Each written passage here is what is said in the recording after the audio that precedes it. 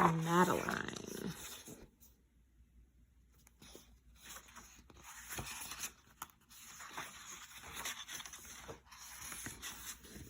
In an old house in Paris that was covered with vines lived 12 little girls in 2 straight lines. In 2 straight lines, they broke their bread and brushed their teeth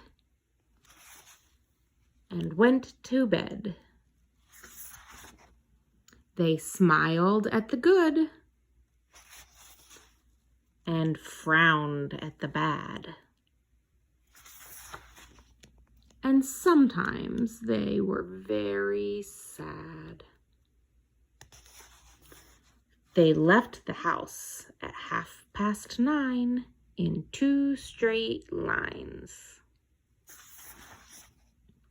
In rain or shine. The smallest one was Madeline.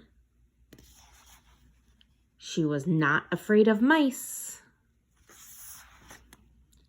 She loved winter, snow, and ice. To the tiger at the zoo, Madeline just said, "Pooh, pooh." And nobody knew so well how to frighten Miss Clavel. In the middle of one night, Miss Clavel turned on her light and said, "Something is not right." Little Madeline sat in bed, cried and cried. Her eyes were red. And soon after Dr. Cone came, he rushed out to the phone. And he dialed Danton 10-6. "Nurse," he said, "it's an appendix." Everybody had to cry. Not a single eye was dry. Madeline was in his arm, in a blanket, safe and warm. In a car with a red light, they drove out into the night. Madeline woke up 2 hours later in a room with flowers. Madeline soon ate and drank. On her bed there was a crank. And a crack in the ceiling had the habit of sometimes looking like a rabbit. Outside were birds, trees, and sky, and so 10 days passed quickly by. One nice morning, Miss Clavel said, "Isn't this a fine day to visit Madeline?" Visitors from 2 to 4 read a sign outside her door. Tiptoeing with solemn face, with some flowers and a vase. In they walked, and then said, "Ah," when they saw the toys and candy and the dollhouse from Papa.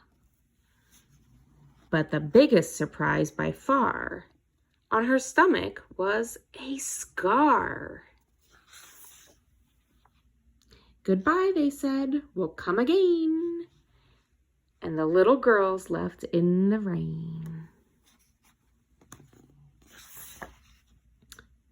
They went home and broke their bread, brushed their teeth, and went to bed.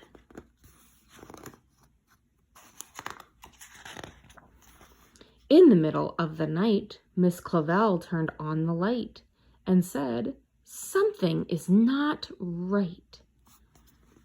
And afraid of a disaster, Miss Clavel ran fast and faster.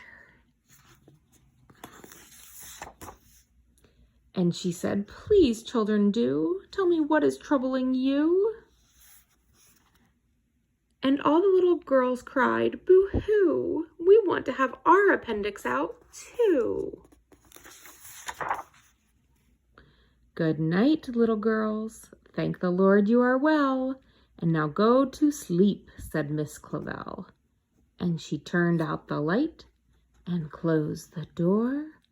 And that's all there is. There isn't any more. The end.